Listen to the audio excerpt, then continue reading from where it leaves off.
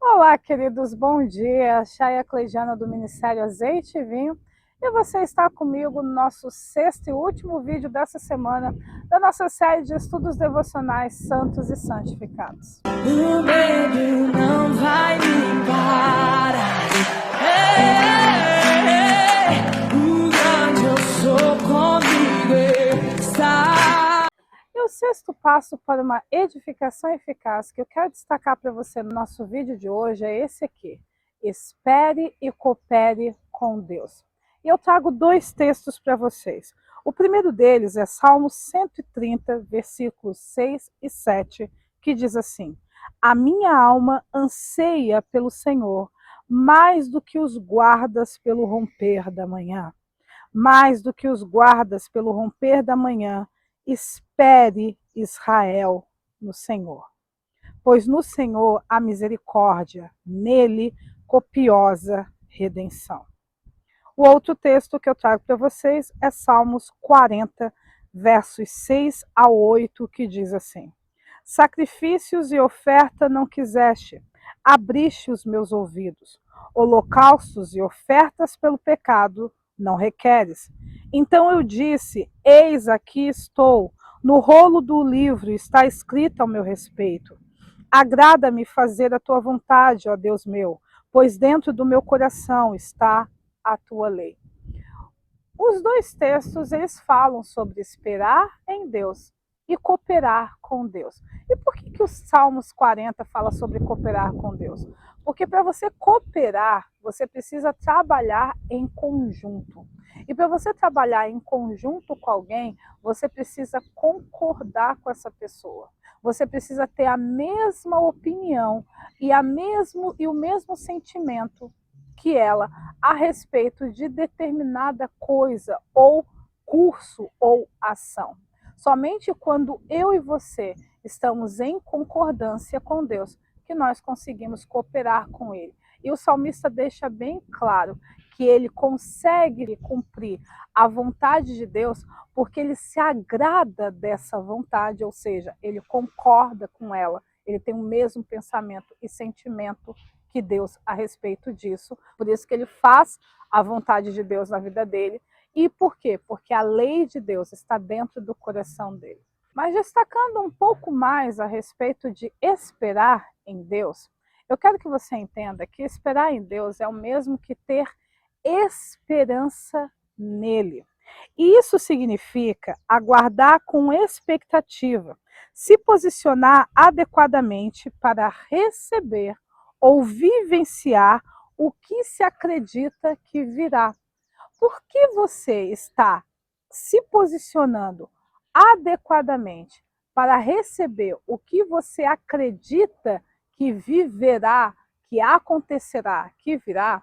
Nós costumamos ensinar que a esperança é filha da fé, ou melhor dizendo, que a esperança é uma manifestação visível da fé.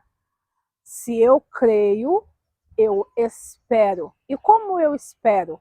Me posicionando adequadamente. E como eu espero? Aguardando com expectativa. E como eu espero? Fazendo todos os elementos para receber. Fazendo todos os elementos, não, desculpa, todos os processos para receber aquilo que eu tenho certeza que eu vou obter, que eu vou viver, que eu vou receber. Um exemplo disso, que eu quero até indicar para você como filme, é aquele filme O Fazendeiro e Deus. Se você conhece essa história baseada em fatos reais, no testemunho de um homem que migrou, que era da África do Sul e migrou para o Congo, era do Congo e migrou para a África do Sul. E esse cara, em um determinado momento, ele tem uma experiência com Deus por meio de Cristo e ele se converte. E ele é um fazendeiro. E na região que ele foi, as pessoas costumavam plantar feijão, acredito eu, certo? Faz muito tempo que eu já vi esse filme, mas eu indico ele para assistir. E Deus orientou ele a plantar batata. Só que para plantar batata, dentro da regra ali, precisa de muita água. E aquela região era seca. Então todo mundo achou muito louco essa ideia do cara de querer plantar batatas numa região completamente estéril, com poucas quedas de água ao longo do ano. Mas ele sabia e tinha absoluta certeza que foi Deus que orientou ele a fazer isso. E aí o que você vê no ato de esperar desse cara? Ele não simplesmente diz, se Deus quiser me dar batatas, ele me dá, se Deus quiser que eu plante batatas, ele vai providenciar. Não, você vê um homem tomando ações práticas para receber esse milagre. Ele foi lá, comprou as sementes de batata, fez até acho que um empréstimo com o banco para conseguir os recursos para isso. Todos os dias ele cuidava daquela plantação de batatas, orou para que chovesse.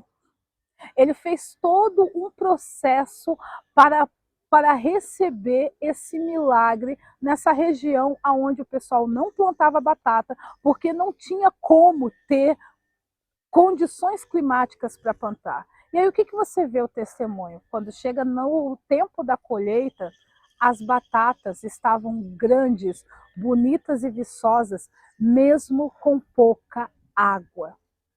E é isso que eu quero destacar para você. Esperar em Deus não é deixar para lá. Esperar em Deus não é você pegar e, tá na mão de Deus. Quando Ele quiser fazer, do jeito que Ele quiser fazer, Ele vai fazer. E enquanto você não se move uma vírgula, não dá um passo para se posicionar e para recepcionar aquilo que você acredita que virá. Esperar em Deus é ter esperança nele. Espere, Israel, no Senhor. Nele a copiosa redenção, nele a misericórdia, mais do que os guardas que ficaram protegendo aquele patrimônio durante toda a noite. Tudo que eles querem é ir para casa e eles ficam esperando que amanheça para eles poderem irem para suas casas, porque o seu turno terminou. Mais do que os guardas, espere, Israel, no Senhor. Esperar, se posicione adequadamente, aguarde com expectativa, manifeste a certeza de que você vai receber isso, agindo dentro daquilo que compete a você para fazer. E a cooperação, eu até já destaquei aqui, né? Cooperar é trabalhar em conjunto. E você só trabalha em conjunto quando concorda, quando você se agrada da vontade do Senhor. Aí você consegue cumprir e cooperar com Deus. Então você tem que aprender a cooperar com Deus, primeiro aprendendo a concordar com Ele. E você vai concordar com Deus seguindo o nosso vídeo passado, que a gente falou sobre buscar a Deus para ouvir e compreendê-lo. Quando você compreende a Deus, você consegue concordar com Ele. Se você concorda com Ele, você consegue cooperar com Ele. Porque a cooperação é mais do que a mera obediência. Porque você pode obedecer uma pessoa sem concordar com ela. Mas o que vai acabar acontecendo, né? Eu tenho experiência própria. Você não vai fazer direito. Quando uma pessoa apenas obedece sem concordância, ela não consegue manifestar a cooperação, porque ela não está trabalhando em conjunto. E por quê? Porque ela não enxerga a mesma coisa que a outra pessoa está enxergando, ou ela não dá a mesma importância que a outra pessoa está dando. Ela não entende por que ela tem que fazer exatamente daquele jeito. E aí sempre vai descambar alguma coisa. Ou ela não vai fazer no tempo certo, ou não vai fazer do jeito certo, ou ela simplesmente não irá fazer. E quando ela fazer, não será com o propósito correto. Aí ela vai profanar aquilo que deveria ser santo. Ela poderia cuidar isso da forma correta. Quantas pessoas que elas foram chamadas a Deus para ministrar na vida de determinadas pessoas e depois você percebe que ela corrompeu o sacerdócio dela. Por quê? Porque ela até obedeceu a Deus, mas por ela não cooperar com Ele, não concordar com Ele, não ter a mesma compreensão de Deus daquele aspecto do sacerdócio, ela não conseguiu exercer o sacerdócio dela com a qualidade, a excelência que ela deveria exercer. A cooperação é mais do que fazer tintim por tintim daquilo que Deus te pede. Ela começa com uma concordância. Ela começa com agrada-me a fazer a tua vontade, porque dentro do meu coração está a tua lei. Eu e você temos o mesmo sentimento sobre esse assunto. Eu compreendi o porquê que tem que ser desse jeito, o porquê que tem que ser agora e porquê que eu tenho que fazer isso. Você tem que, na sua santificação, querido, você vai ter que aprender a esperar em Deus, a cooperar com Ele. Por quê? Porque muitas coisas vão ser requeridas de ações práticas e reais na sua santificação. E em muitos momentos você vai ter que contar com o poder de Deus e a ação de Deus para que a sua santificação, para que o seu propósito seja cumprido. Então, se você não esperar pelo Senhor, você não vai permitir que Ele se manifeste na sua vida. E aí a parte da santificação, que é de total responsabilidade de Deus, não vai se manifestar e o seu propósito, a excelência, a prosperidade de viver o seu propósito também não vai se cumprir. E se você não aprender a cooperar com Deus, a parte que te cabe de responsabilidade na sua santificação também não vai ocorrer, porque ou você não irá fazer, ou você vai fazer do tempo errado, ou você vai fazer do jeito errado, porque você não concorda com Deus, você não se agradou da vontade dele. Há uma obediência sem concordância, então ela também se torna ineficaz e ela acaba atrapalhando muito mais do que contribuindo.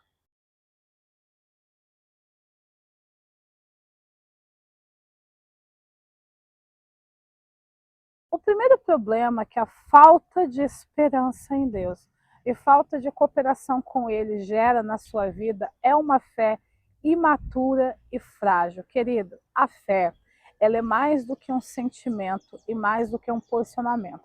Para ela amadurecer, ela precisa de ações. Você precisa ter piedade, você precisa caminhar em fé. Se você não age esperando em Deus, e você não age cooperando com Ele, a sua fé ela fica frágil. Por quê? Porque basta que Satanás coloque algum medo no seu coração e você já não espera mais em Deus. Basta que Deus exija alguma coisa de você e você já não quer mais fazer. E a fé, querido, ela é essencial. A fé é um elemento essencial.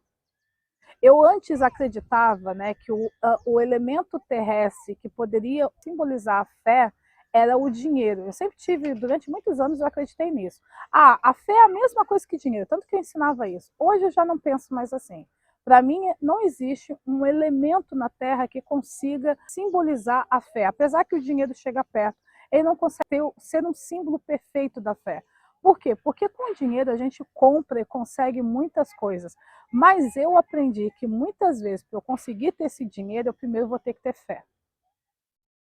Então, eu acabei aprendendo que o dinheiro até consegue levar eu a ter o entendimento, né, que assim como o dinheiro me possibilita muitas oportunidades e aquisição de muitas coisas, eu também, por meio da fé, consigo muitas coisas. Mas a fé ela ainda é superior ao dinheiro e ela é essencial na sua vida. Se você tiver uma fé imatura e frágil, você não vai conseguir caminhar nem na justiça e nem na santidade. Por quê? Porque o justo vive de acordo com a sua fé. Se a sua fé não estiver forte, desenvolvida, madura, você não vai conseguir manifestar a glória de Deus na sua vida e você não vai ser feliz no seu propósito nele. Por quê? Porque tudo vai ficar muito frustrante para você. Porque uma pessoa inconstante, nós já falamos sobre isso na integridade, ela não recebe de Deus coisa nenhuma. E a principal característica da inconstância é uma fé imatura e frágil. Por quê? Porque a pessoa não persevera nem em esperar em Deus e não persevera em continuar cooperando com Ele. Ela não persevera e sem perseverança não tem como amadurecer a sua fé. O segundo problema que a falta de esperança e cooperação com Deus traz é que ela vai manter dentro de você padrões de desobediência e rebelião. Uma pessoa que não espera em Deus e não coopera com Ele, ela acaba se permanecendo rebelde e desobediente. Por quê? Porque para esperar em Deus eu preciso buscar ao Senhor, ouvi-lo, compreendê-lo, seguir suas direções, ter uma visão correta do plano, saber qual é a parte dele, qual é a minha parte. Se eu não faço isso, eu vou seguir o meu plano. E se o meu plano for justo, joinha, beleza. Se o meu plano for uma furada, não é joinha, ou seja, eu vou viver numa eterna loteria. Às vezes eu vou acertar e às vezes eu vou errar. Mas o meu coração, por não esperar em Deus, ou seja, por não me submeter a Ele, por não primeiro buscar a Ele para ouvir e acreditar no plano dele, eu vou confiar somente em mim, eu vou confiar somente em você. E aí o meu coração vai me tratar como a principal autoridade na minha vida. E aí vem a rebelião. E aí, por eu também não querer cooperar com Deus, eu vou desobedecê-lo. Porque nem sempre a rebelião e a desobediência elas andam juntas, né? E às vezes até confunde uma coisa com a outra. Mas a rebelião está sempre voltado para a autoridade. A voz que me guia é a minha autoridade. Se eu não escuto a Deus, eu sou a voz que me guia. Então eu me rebelo contra a Deus. Por também não escutá-lo e não esperar por ele, não cooperar com ele, eu também o desobedeço. Porque às vezes eu nem sei o que ele quer que eu faça, e eu também nem me interesso saber. Então, a falta de esperança em Deus e cooperação com ele vai sim manter padrões na sua vida de rebelião e desobediência. E o terceiro e último problema que esses dois elementos trazem na sua vida é que vai manter você dentro de um comportamento oscilante. Como assim? Ora você vai ser precipitado e ora você vai ser retardatário. Ora você vai fazer as coisas antes do tempo e ora você vai fazer as coisas após o prazo. Você vai ficar sempre oscilando entre ser uma pessoa precipitada, que age sem refletir, que age sem pensar, que age fora do tempo, ou você vai ser o retardatário, que você age fora da janela de oportunidade. Quando você quer fazer, o tempo acabou, e aí tem que ver se você perdeu tudo ou tem que abrir uma nova janela de oportunidade. Quando você não tem o hábito de esperar em Deus e cooperar com Ele, de ter esse comportamento ativo, você sempre vai oscilar entre esses dois comportamentos. Ou você vai estar adiantado demais, ou você vai estar atrasado, certo?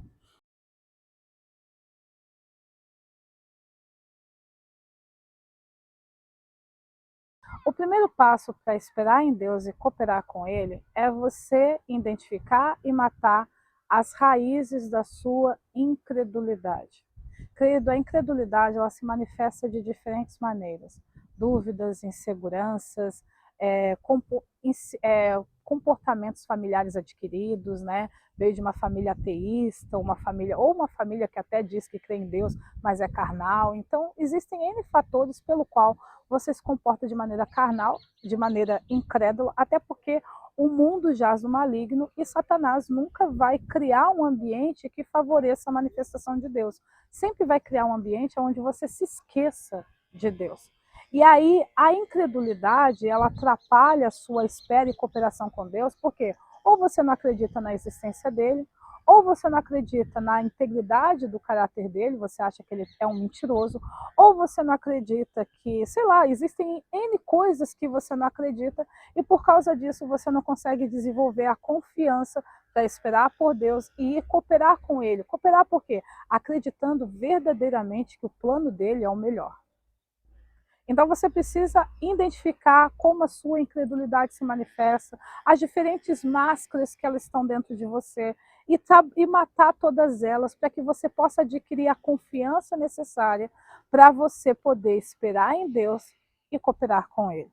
O segundo passo é abrir mão da independência e aprender a valorizar a unidade. Mas a independência, querido, é um dos pilares da iniquidade, né? Nós já ensinamos aqui. E ela gera em você um sentimento de que a única forma de você mostrar o seu valor, de você mostrar que você é bom em alguma coisa, é se você fazer tudo sozinho. Tanto que uma pessoa que é herdeiro, e lá na primeira edição, quando eu falei sobre a independência, eu expliquei sobre isso, tanto que aqui na Terra as pessoas têm dificuldade para lidar com quem herda alguma coisa dos outros. Por quê? Porque ela não trabalhou para obter isso, então ela é tipo assim, ela tem que ser descartada, desvalorizada, desrespeitada. Se ela recebeu isso de alguém, então ela não é válido isso. Ela não deve se orgulhar de algo que ela não trabalhou para obter.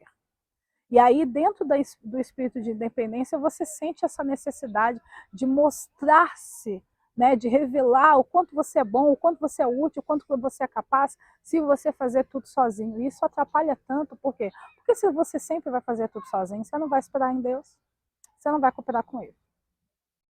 Você só vai cooperar com Deus quando for conveniente para você. Aí, porque o independente, ele consegue cooperar com outras pessoas quando é conveniente para ele. Mas ele ainda precisa se destacar. A independência, você não valoriza a unidade. Por quê? Porque na independência você é ensinado que você só deve receber a ajuda dos outros quando você for incapaz. Quando você for mais fraco, né? Porque a união faz a força. Querido, a união não faz a força.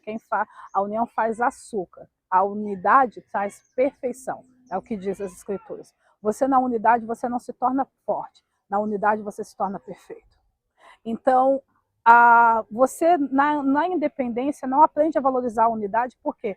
Porque você foi ensinado que se você recebe a ajuda de outros, isso atesta a sua incapacidade, atesta a sua fraqueza. Então você aprendeu a desvalorizar, caminhar em unidade. Porque você, para se mostrar bom, você precisa fazer tudo sozinho. Então você precisa matar a sua raiz de independência, aprender a valorizar a unidade para você se tornar perfeito.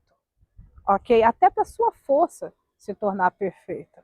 O terceiro passo é buscar a Deus, até ter uma visão clara do plano e saber realmente qual é a sua parte e a dele.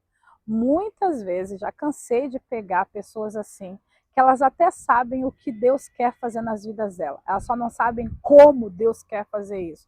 E aí elas vão interpretando, né, baseado em fatos reais, elas vão criando planos em cima da intenção original de Deus.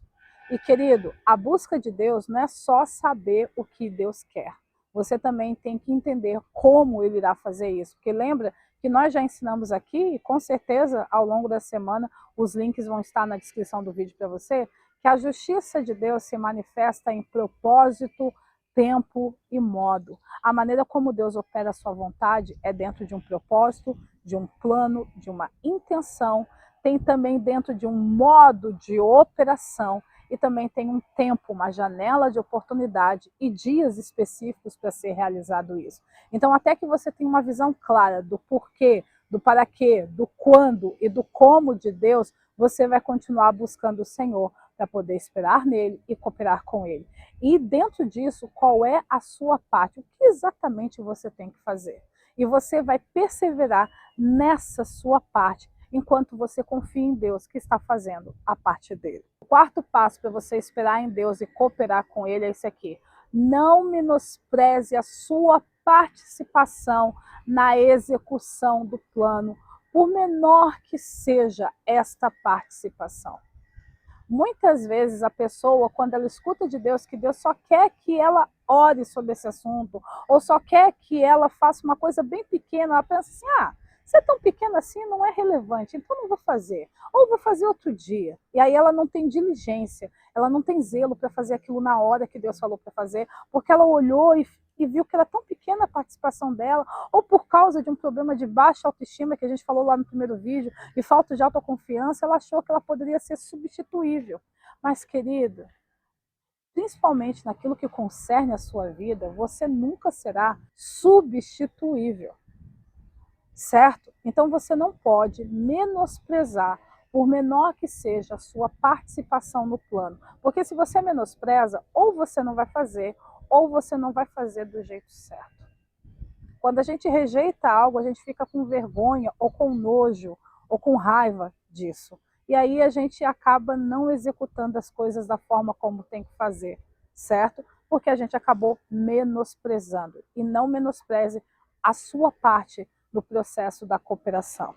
O quinto passo é assim, diariamente medite no propósito e no plano e não demores para fazer a sua parte neste plano. Por que você, ao saber do plano, tem que meditar diariamente nele? Para você não perder o foco. Por quê? Porque ao longo do dia nós passamos por muitas situações comuns e incomuns. Nós passamos por vários processos diários e também de ataques satânicos querendo nos desviar do foco. Se eu medito diariamente no plano, na parte que me cabe, na parte que cabe a Deus, e também não apenas no plano, mas no porquê que eu estou fazendo isso, fica fácil eu continuar esperando em Deus e cooperando com Ele. Por quê? Porque ataques virão para te fazer perder o foco daquilo que é importante para você. Então tenha o hábito de meditar diariamente no plano, lembrar do porquê que você está fazendo isso e por que é tão essencial que você continue fazendo o que foi dito que você deveria fazer. E o último passo, feche o seu coração.